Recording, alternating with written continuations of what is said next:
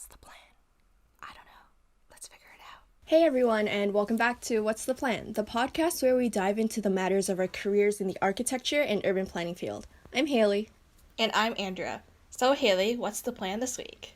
This week's plan is all about Columbus. Yes, Columbus. So, not the city, not the person, but the film. Since the birth of moving pictures, film and architecture has been intertwined. This intersection exists as both film and architecture are art forms of cultural expressions that addresses the human condition through a spatial narrative. As a result, filmmaking cannot exist without an immersive built environment setting the scene. With that being said, as two cinephiles, Andrea and I thought that we would take this time to start a new mini-series on the podcast where we do reviews on different medias. So with this week, our media is the movie Columbus. So in this series, both of us will be watching the movie on our own without discussing anything to do with the film, the characters, the actors, which honestly is so hard to do because when I'm watching a movie, I need to talk it out. I love hearing thoughts as it happens. And so that was really difficult, but that just means that when you listen to the rest of this episode, you'll get the first-hand conversation of what we're going to talk about and our thoughts on the film. And so the purpose of this series is for us to come up with our own analysis and questions about the film, and then we'll come together and share our opinions and ask each other questions about the film and let you guys know if it was worth watching in the end. So we'll try to keep discussion as spoiler-free as possible, but warning, there may be spoilers ahead. Yeah, so Columbus. The movie takes place in the Midwestern U.S. town of Columbus, Indiana. So, not to be confused with Columbus, Ohio. Which we both were. Yeah, we're like, we didn't know there were multiple Columbuses. But yeah, like Columbus, Indiana happens to be the mecca for architecture fans and scholars due to its high concentration of modernist work. And it is in this context where we begin the story of our two main characters, two people who find themselves in a suspended period of their lives.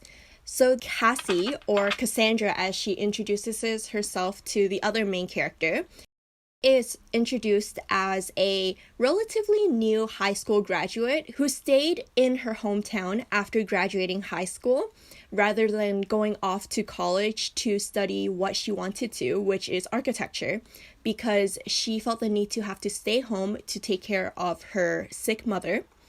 And for the other main character, we have Jin, the male counterpart, who is much older. We don't know his exact age, but we can assume that he's in his mid-30s, and he has found himself in Columbus caring for his estranged father, who happens to be a renowned South Korean architect who is in Columbus to give a lecture, but he falls ill, so Jin has to come back to Columbus to take care of him.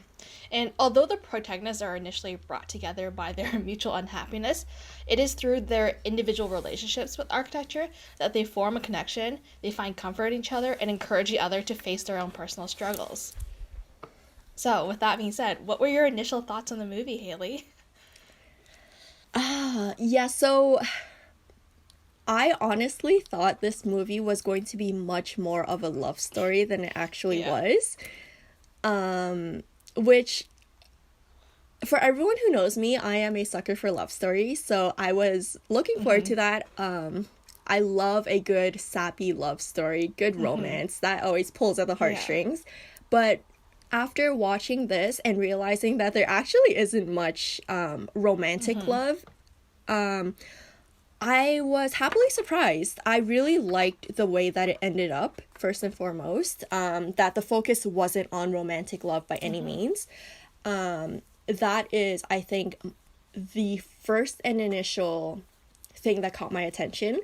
But the other thing that I loved a lot about this movie, without giving a lot of spoilers, is the cinematography was just so beautiful. It was so well shot. Yeah, I agree with both your points. Like, I also went in thinking this would be like sort of like a romantic drama, and I'm very glad that the director or the writer did not go that direction, because like not only given like the placed on both their characters in their lives. It's just like it didn't make sense to force a romance or force like a love story in between the two of them, but rather it was more like a friendship love, which is like pretty nice. And as well, Yeah, for my sure. first initial thoughts were also like the movie was beautifully shot. Like there were like masterful parallels between like the human emotion from our architecture and love, and like as you said, it's like it's more of a familial love as well, because you do have the relationship between Casey and her mother. And I think also like the film was like slowly shot, or in a way that like the characters and the imagery is like quite peaceful and calming, that allows like the background of, which is the architecture, to actually really stand out and for you to kind of like notice all the details or focus on it. And I think overall this movie like provides very good insight into the workings of like architecture lovers, for those who are on the outside peering in. For me, when I watch movies, I generally like to I like to be like, you know, on my phone scrolling through something or playing a game. Just I can't, yeah, I'm not someone who can really sit still and do one thing at a time. So when I generally watch movies, I like to be occupied. Like my hands need to be doing something else. But with this movie, because it was so slow paced, I had to just sit and take in everything in the film. But with all the slow movies I've come across, this was one that I actually could sit through because of how carefully thought out it was. And I recommend anyone who decides to give this film a watch to actually take the time to sit with the slow pace of the movie and try to enjoy it. Like, for me, who's not used to movies that are paced like this, it was a little bit difficult at first, but it's definitely worth it, and it does get easier as it goes on. Yeah, I am also someone that when I'm watching movies at home, I also like to be on my phone and playing a game, or like scrolling through like Twitter or something. And especially if it's like a really slow paced movie, like I find myself like tuning out a lot of times. But like because of like you want to be focused on like what is actually happening. Like if you don't look at the movie the entire time, you might miss a clip of like what like a certain like area of a building looks like, or whatever, or what they're talking about or referring to. So it's like it was nice that we were also having like a discussion about this, so like I was like forced to actually pay attention so I can like write notes down to kind of like figure out what is actually happening. So yeah, like if you do watch this, like you have to turn off all your distractions, or else you're gonna miss a lot of what's happening. Yeah, and you don't want to miss a single thing in this film. So, has watching this movie changed any opinions you might have had prior to watching this movie? Or in particular, anything like architecture related, since you're not as familiar as me? Yeah, I guess like the biggest thing is I know that you love architecture, and even like when we go on trips together, when we do things together, you're always looking at the beautiful architecture and pointing out how buildings are created and how wonderful they may look. And I've always listened to you and agreed with you, but I never, like while watching this movie, I've never really understood what I was agreeing with. Like I can understand the beauty. I can understand I can understand the beauty of buildings that you point out, but it was through watching this movie that I think I finally understand the emotions you feel from looking at particular buildings. And as someone who has never studied architecture, has never taken an immense interest in architecture, that's not something that I would have thought about naturally. And so that is something that while watching the movie, it clicked in my head. I was like, wow, I see where she's coming from now. Like, I understand it. So that was really exciting. That's happy. Like, I'm very happy to hear that. Like, yeah, it's nice to, like, actually figure things for yourself rather than, like, someone telling you and be like, oh, okay, yeah, I can see that. Yeah, and I think, like, a big thing, this is actually one thing that Jin, the male main character, said in the movie that I really took to heart, was when he was asking Cassie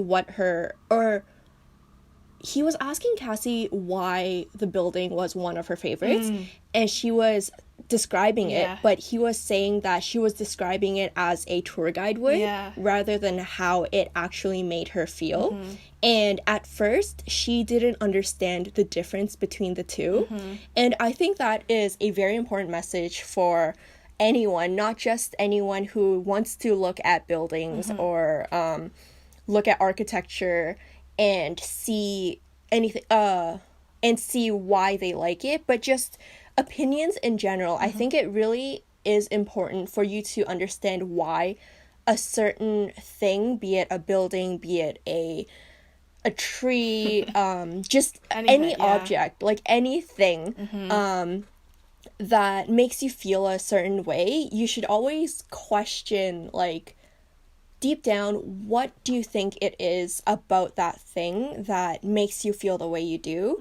And it could be because of the facts about it that help convey your feelings, but I think it's always important to come to a understanding of what the actual reasons are behind it. I think that helps everyone grow and learn to understand their own perspective on things. Yeah, I think what he said was like, do you actually like this building, or do you actually like the facts because of the facts behind it?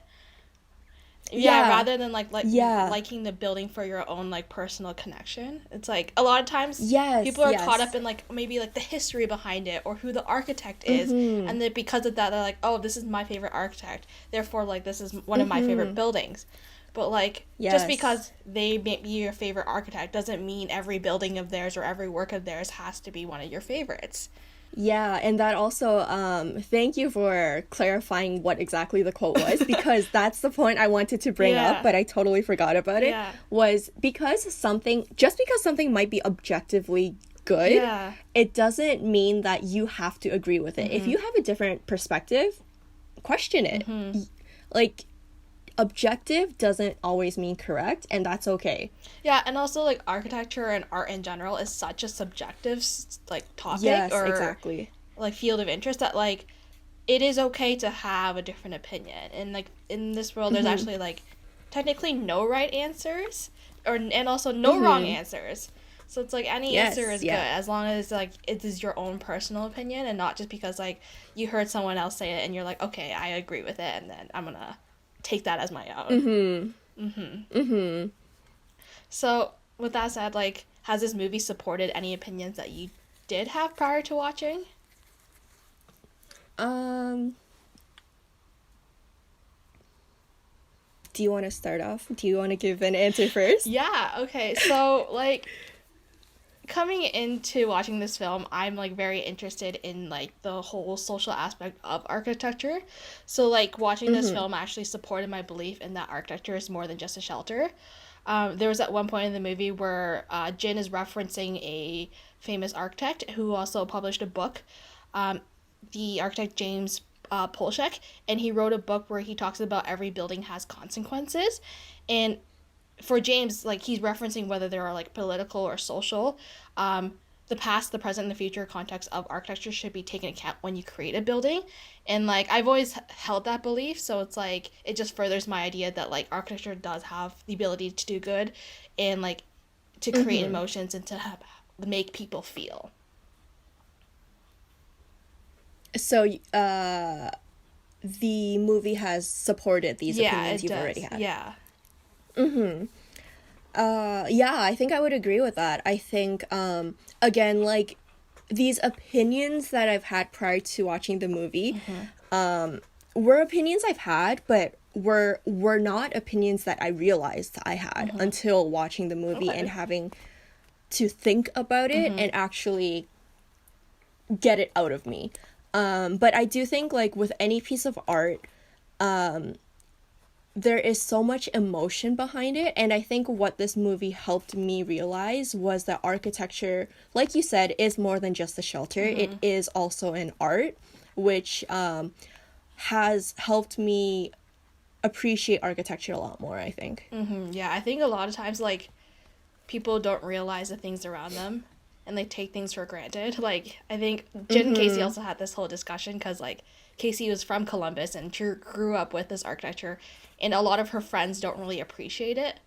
So she doesn't really have anyone to talk to about it. And it's just like, we don't need to have necessarily, like, buildings designed by a famous architect for us to appreciate it. It was like, you just need to kind of look at what's around you and kind of observe and, like, I don't know, figure out what's good about it, because there are goods in everything. One of the questions I have for you Okay. is, in the movie, Jin said that he doesn't care much about he doesn't care much for architecture because his father was an architect, and so he's been surrounded by architecture his whole life. And so for you, is there anything in your life that you can say you kind of grew up with that you can see why other people would find so fascinating or find interest in, where you yourself can't seem to understand it as much? Or would you say you're someone who, although you're surrounded by something that could be seen as magnificent, you are still able to find the beauty in it? I think the latter. I think Okay. I'm like I think I'm a very, like, self-aware or self-reflective person. Like, Right, okay. I think, like, it fascinates me to see how, like, things that you have experienced or things you have done kind of influence where you are today. So at the same time, I always, like, think about that in terms of other people when, like, they say, like, oh, I didn't have that experience, or I wish I had that experience. And I guess, like, some specific example would be, like my childhood, how I kind of grew up, like, hanging out with a lot of kids on the street. We would play outside all the time. Like, I'd be in a lot of, like, extracurricular camps or summer camps, all that kind of stuff. Like, I had a very, like, active childhood, whereas I said, or I've noticed, like, some of my friends might have not, and because of that, like, they feel like they want to fulfill that childhood, like, thing that they were missing now. So then there's a lot of times they would like to, like, go outside, like, they've never, like, gone camping before, and then now they wish to do so. So it's like, it is something that, like, oh, I realized, like, oh yeah, like, I have been, like, lucky to be blessed with these experiences. At the same time, I'm not, like, to the point where, like, because I have been blessed with the experience all my life, that I, like, take it for granted. Okay. So yeah, I think like, it's always good to be aware of what you have and the privileges you have, because if you, like, lose touch on that, like, you kind of lose touch with, like, who you are, and, like, lose ground with like, the rest of the world. I don't know. What about you? Yeah. Yeah, I think, no, what you said was really important. I think I'm guilty of thinking the former. And I'll I would say that this would have been, like, me a few years ago. Like, now, at the point in my life where I feel like I'm starting to stand on my own 2 feet and have to figure out life for myself, I've had the chance to reflect on who I am as a person, who I was as a person, and figure out who I want to become. And so with that, and with a lot of reflection, I've come to understand and come to realize that a lot of the thoughts that I've had when I was younger did come from a place of ignorance, where it would have been like, oh, I experienced so and so, so why is it that other people would see differently? Because I didn't realize that not everyone viewed life in the same way and experienced life in the same way. But as you said, self-awareness is so important, and throughout these past few years, I think, honestly, since I left our hometown and got the chance to go to university outside of our hometown, and got a chance to really understand who I am as a person, I've grown to become really self-aware as well. And with that, I have been able to formulate a lot of perspective from not only the way I used to think, but to be able to understand why other people would be coming from the perspectives that they're coming from. And I think that is how I've become to now appreciate the things that I may have taken for granted when I was younger. But I think as guilty as I am for having taken advantage of the things that I experienced and the things I may have gotten to go through in the past, I think having developed the self-awareness has been a great way for me to learn to appreciate everything so much more. That's nice. Growth Yeah. is great. Yeah. And I think, I don't know, like this movie has helped strengthen that thought that perspective is so important. Yeah. And yeah. Everyone has a different opinion. And it's all so beautiful. Yeah. So, okay, jumping Yeah. back to kind of like the beginning opening shots of the movie, there were some things that I kind of noticed.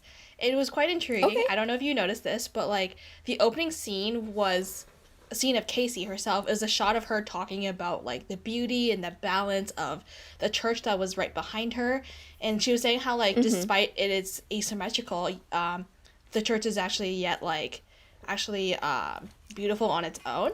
However, the director then followed up that scene with like a series of symmetrical frames. So like the library was in like symmetry, so the location of the books were like exactly symmetrical, and then he followed a shot with like a bridge that was also symmetrical, and the hospital entrance that was symmetrical. So my question for you is like, do you think beauty can only be found in symmetry? Or like what are your thoughts on like the idea of like symmetry versus asymmetry? So right off the bat, I want to say no, absolutely no. Because I don't think that beauty can only be found in symmetry. I think there is beauty in symmetry, but I also think there is beauty in chaos, which is what we could say is asymmetry. And so I think there is a balance of beauty in symmetry versus asymmetry. Yeah, I agree. Like, beauty can be found in asymmetry, and like sometimes when you're like taking a photo of something, like I think like having like a odd numbers of a certain item is actually much more aesthetically pleasing on the eye than having like an equal like a number of things. Say like you have like 4 plates and like they're perfectly lined up in like a grid, and like sometimes it's like too perfect that like if you have like 5 plates instead and you arrange them in like a random order, it's much more like pleasing. So yeah, to follow that up, like why do you think people are drawn to symmetry? I think, that's an interesting question. Wow. Okay, I think people are drawn to symmetry because okay, so you know how I said earlier that chaos is asymmetrical? Yeah. I think people are drawn to the opposite of chaos. Like Yeah. order. Yeah. People are drawn to order, and we as people think that order means structure and success. Whether that's true or not, I think that's the default way of thinking for a lot of us. And so I think because of that, and because structure and success can be viewed as symmetry, we're inherently more drawn to symmetry. Yeah, but what about you? What about you? What do you think? I think your answer makes sense. Like I was thinking more so it's right? like when things are symmetrical, things are like perfect, and they're like when they're perfect, they're Exactly. like good. So in that sense, Yes, like yeah. people like gravitate towards something that is like they think that is good, and because of that, like it is easier for them to like take it and like accept.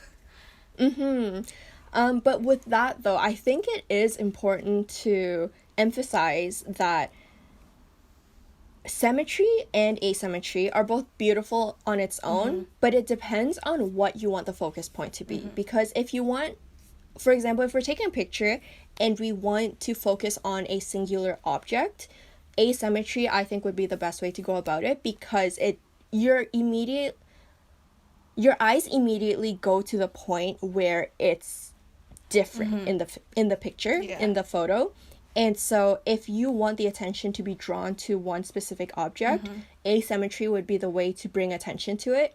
But if you want to bring attention to a scene or something that is a broader, bigger picture, symmetry would be a better way to frame it, because it would allow the human eye to look at it as a whole rather than focus on one particular portion of the photo. Wow, that's a very good analogy. Thank you. Yeah. So, So I have a question for you. Okay. I'm not sure if you realize this, but throughout the movie, there has been a reoccurring theme of reflection. Whether it be from windows, from mirrors. There were a lot of scenes where there were what we see is clearly a reflection of the characters rather than an actual an actual front-facing camera shot of the person. And that I can assume it was intentional just because of how brilliantly it was directed. And with reflection, there was also I think that the characters Jin and Cassie were a really good reflection of each other, in the sense that they both felt obligated to stay in that specific place and time due to their their parents. Yeah, and they felt obligated to stay there for their parents. And so with that, my question to you is, how do you feel about obligations either holding you back or propelling you forward? What are your thoughts on how obligations affect a person? Either professionally, personally. Let's do professionally in this specific situation. Okay, yeah. So I wanted to talk about this a little bit earlier too. It's like, Okay. so like in this movie, like they're both there because of family obligations. And I think as much as it's important to be there to support your family, like physically, emotionally, and or financially, I feel like there is a limit. There is a limit on like how much one should be self-sacrificing like their current and future happiness for the benefit of others. So I think that like I am happy with how the movie ended in regards of like each character kind of self-sacrificing and kind of figuring things out on their own through kind of talking about their own struggles with each other. And and I'm like very happy that both characters had like this film to kind of reflect on their like position in life and like why they're doing the things they are. So I think, yeah, like as much as like it's good to help your family, sometimes you just have to put yourself first, because like if you don't put yourself first, you can never be there for others. Yeah, I agree with that. I have a hypothetical situation. Okay. So you're working for this firm who wants you to create a building with specific requirements. And as a architect for this firm, it is your obligation to follow the requirements, because that's your job description. But what if some of those requirements go against your own belief? How do you think you would navigate choosing between your obligations as a person, like obligations towards yourself, towards your own values, versus the obligations you have as an architect to the firm that you are committed to? Well, first off, I would hope I would never be in a situation like that. I feel like Okay. if you, I feel like I would want to personally like align my personal beliefs with like a firm that has those same like professional beliefs. Mm-hmm. Because like I feel like if you're not happy day in and day out doing things for a firm that like may be very renowned, that goes against your morals, like you're not going to be happy in both your job and then both at home. So it's like Mm-hmm. the hope is to find a place that like supports your beliefs and like you can help further their agenda as well as further your own agenda. Mm-hmm. But if I were to ever find myself in that situation, I feel like I would probably, as an architect, I might not be like the principal in charge or the person running the firm. So like perhaps like talking to them and asking like maybe I would like not do this project and someone else can do it because like I personally feel like morally conflicted about working on it. Okay. Yeah, I think that would be like my first solution is just talking to people within your own firm and then because sometimes you can't change the requirements because like a client is giving them to you and your Mm-hmm. firm would like to keep them on their payroll. So it's like it's not something that I necessarily can have a hand in. So it's like Mm-hmm. yeah. So the first solution is like to do my best to avoid that situation. But if I do find it, it's just like trying to talk to people that can actually help so get me off of the project and get someone else on it.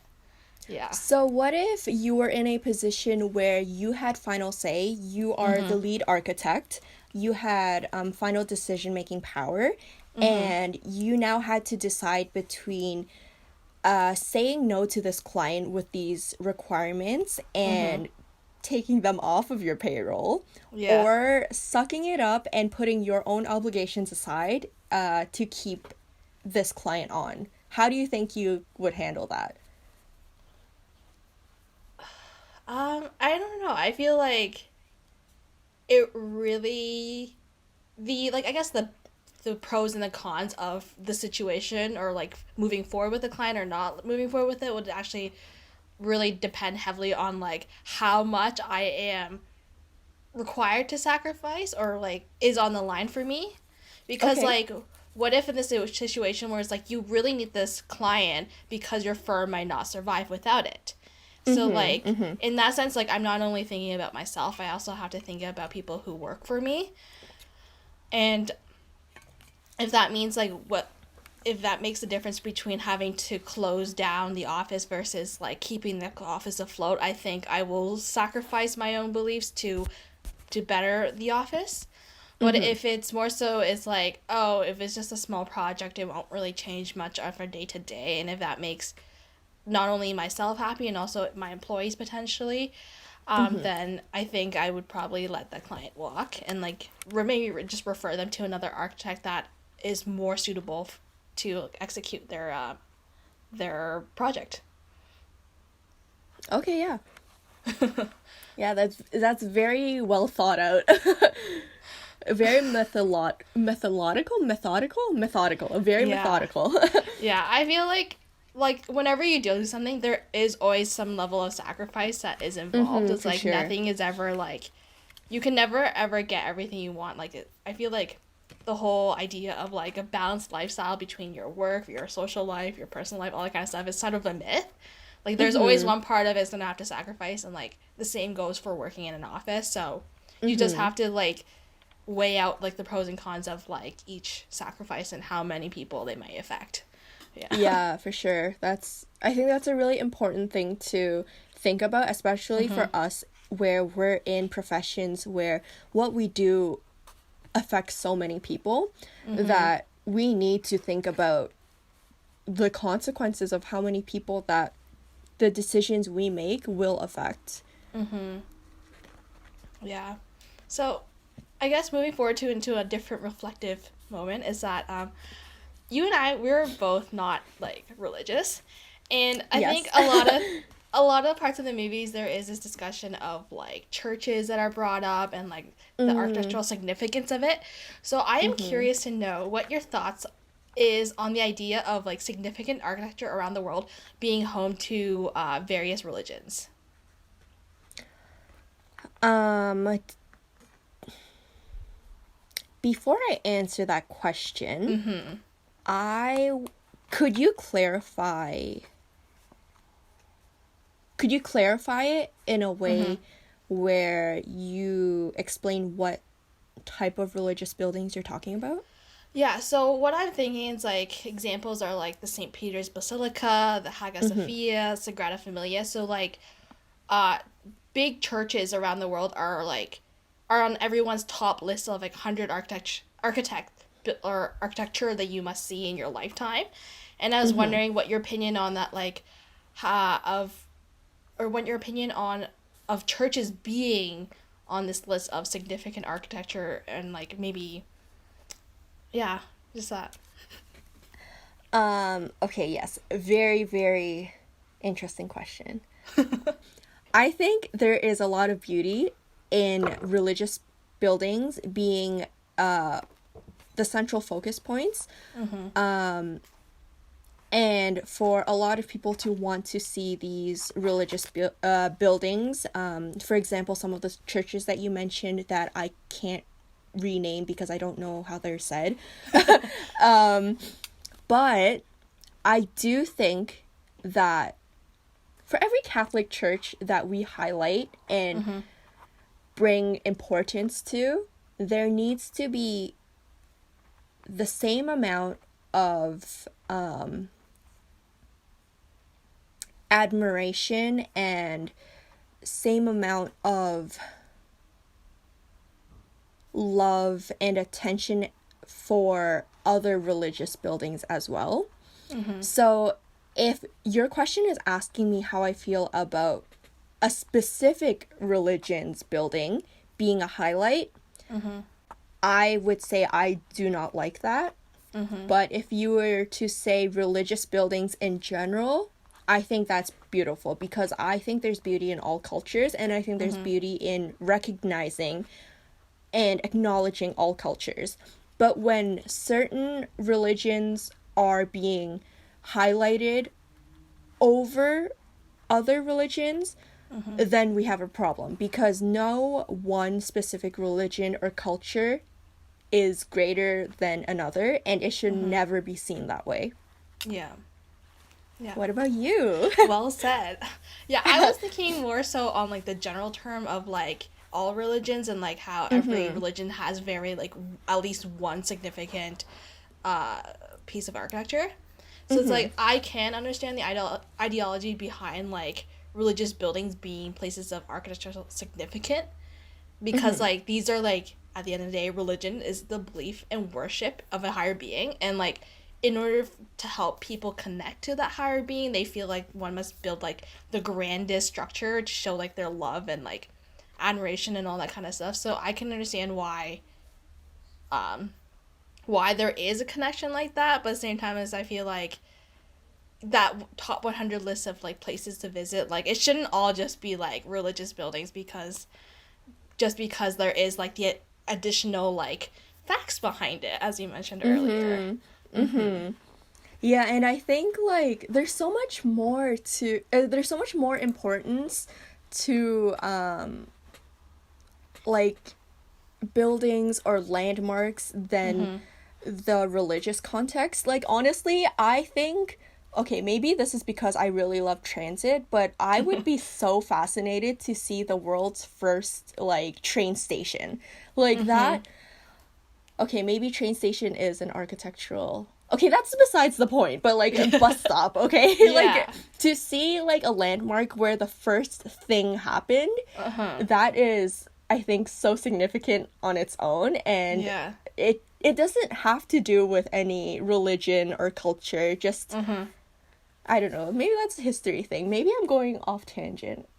But no, I think that's just your own perspective and like some people's yeah, like I could agree. It's like it'd be nice to see like a more diversity of like a list of like places everyone must visit, and like it is for like I guess different reasoning rather than all for the same purpose. Yeah. Okay, this is actually a really interesting point. I was actually in my head for the past like 10 minutes. I was debating whether or not I should bring this up. Okay. And this idea is in cultural preservation and historical preservation, whose culture and whose history are we preserving when so Yes. much of it is the churches and various settlements, buildings that we are trying to preserve?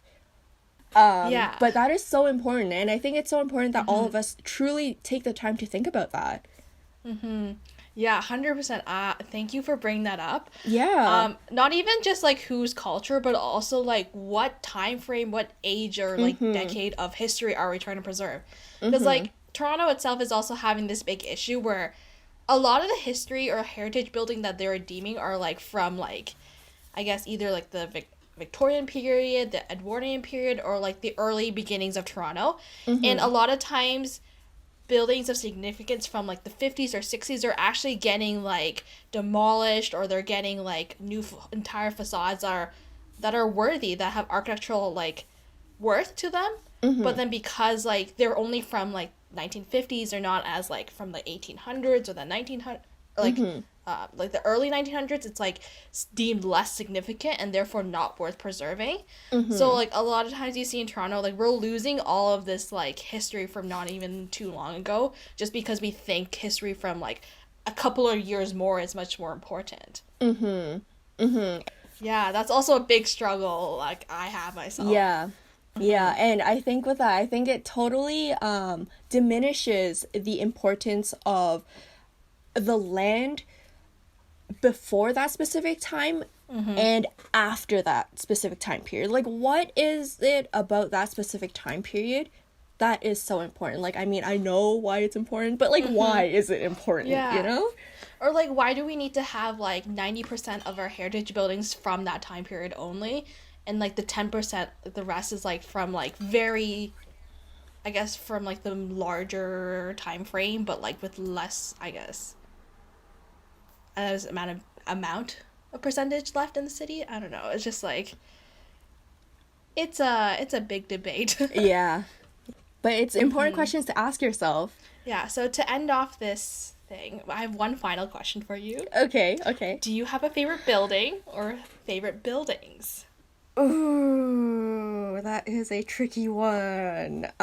So Like Casey has a list of them, so like you can also have a list. dang, I mean, like, as I said in the beginning of this episode, I really didn't think much about architecture. Because Yeah. it wasn't something that I thought much about. So while we give me some time to think about that, let's hear your list of favorite buildings. Okay, so choosing favorites is always difficult for me. Okay. Like choosing favorites of anything. So I'm gonna narrow this down a bit more and choosing like favorite buildings that I've actually been to. Okay. That's not fair. You've been to So- quite a few buildings. Yeah, well, like it helps narrow down the list because there's just way too many to choose from. Okay, that's fair. And I feel like it's hard to decide whether they're not my favorite if I've never actually been there and experienced it. So, like, kind of, the first building is actually St. Peter's Basilica.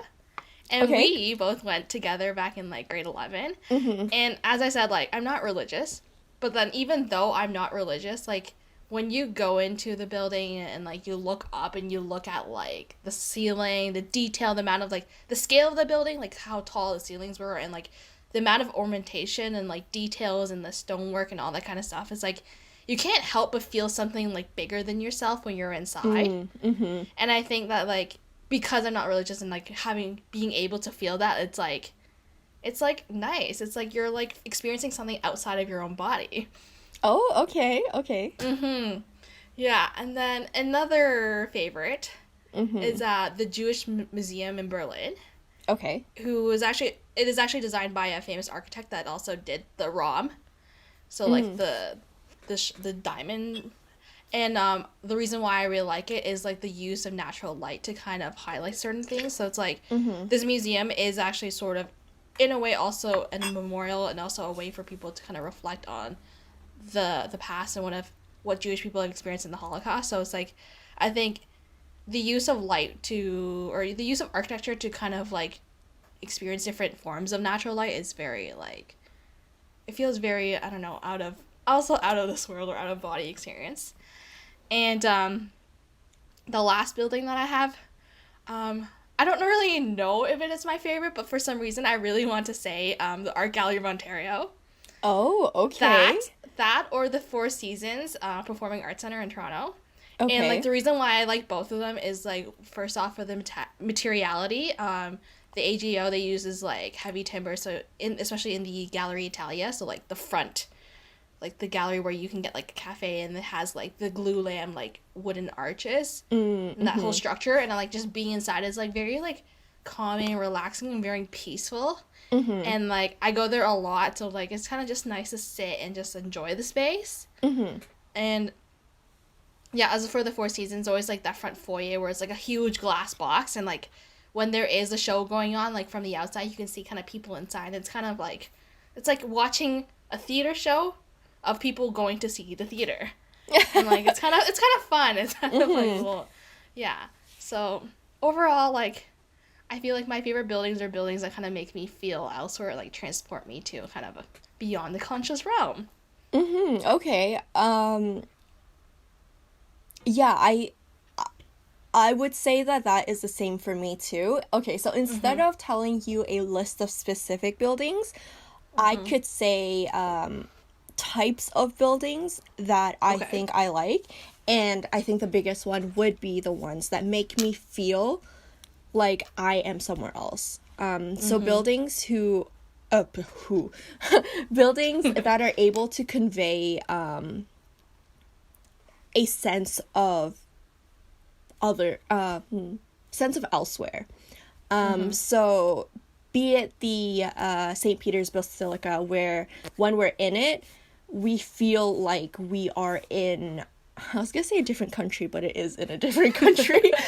Where we where we feel like we're in a different lifetime, where we feel Mhm. like we are in a Did we different. travel back in time? Yes, exactly. Or even if, yeah, so like a building that transports us, that I Mhm. think is a very big thing that I look for. Another Mhm. thing is, I guess this kind of ties into my first point, but buildings that make me feel safe and secure. And Okay. my definitions of safe and secure is like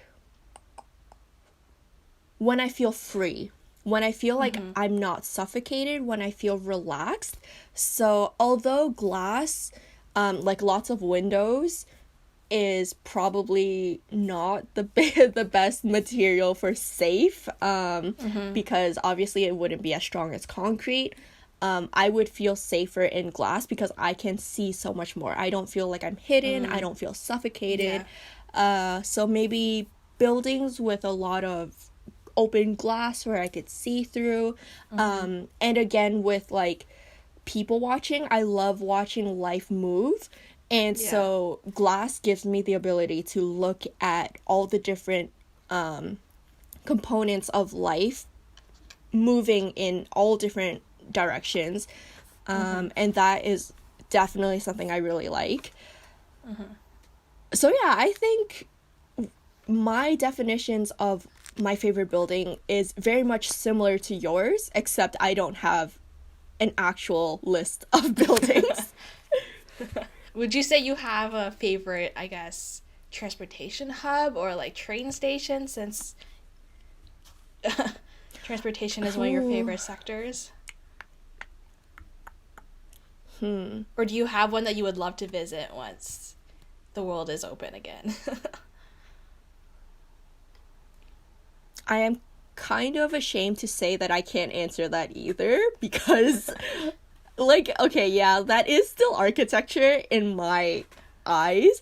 And so, Yeah. again, that's not something that I really understood prior. Mhm. But I will say that if we are looking specifically at, like, types of transit vehicles, I Mhm. prefer the newer TTC subways Mhm. over the old single cart TTC subways, Mhm. over buses, over go buses, over trains. because the entire subway train is connected and you can walk through all of that. And so that goes into my point of being able to see all the way down and seeing all the moving parts. That I really like. Okay. Yeah, and the feeling of being free, like I don't feel suffocated. Yeah. Okay. Good to know. So, Yeah. to wrap up this movie review, obviously we have to give it a rating. So, how many stars do you rate it out of 10, Hayley? Out of 10. Okay, so, you know what? I'm gonna say I would give it a solid 7.2. Okay. Why do you give it, or why do you think it deserves 7.2 stars?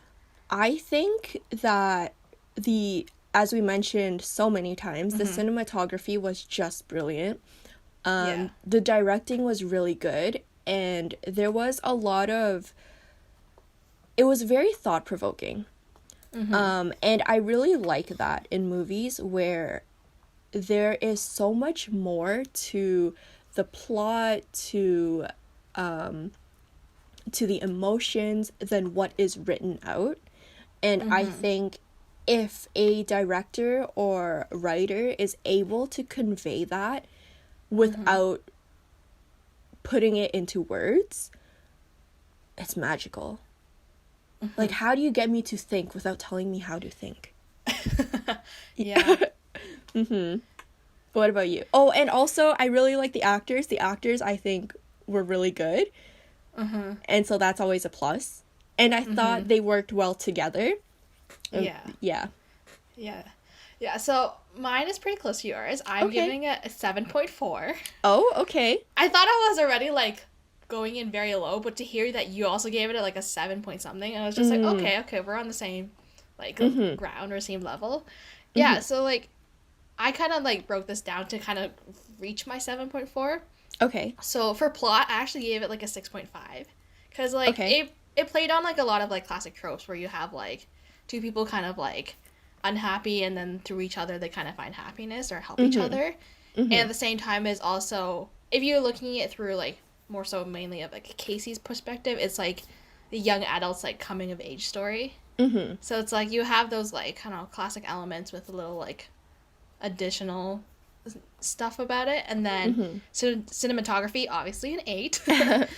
Set design, obviously an 8. And then for structure and pacing, like as we said, we are not typically into movies that with, like, slow pacing, but in this case, like, I really enjoyed it, so I gave that a 7. So together that was a 7.4. Yeah, I think for me the only part of the movie that falls short is I think there could have been better music. I think with a lot of the thought, like, provoking scenes where there was no dialogue, or there was dialogue that wasn't really that important, there could have been stronger music that was used to help convey those feelings. I think if that was better, then it could have gotten a higher score from me. But everything else was beautiful. Yeah, so the two of us combined, we're overall rating of Columbus is 7.3. So that's pretty good. And so with that being said, recommending Columbus is the plan for now. Listen to our next episode to continue figuring it out with us. Thanks for following along to this episode. If you liked it, please give it a like, review, and subscribe for more. Until then, follow us on Instagram at What's the Plan Podcast for what the next plan is.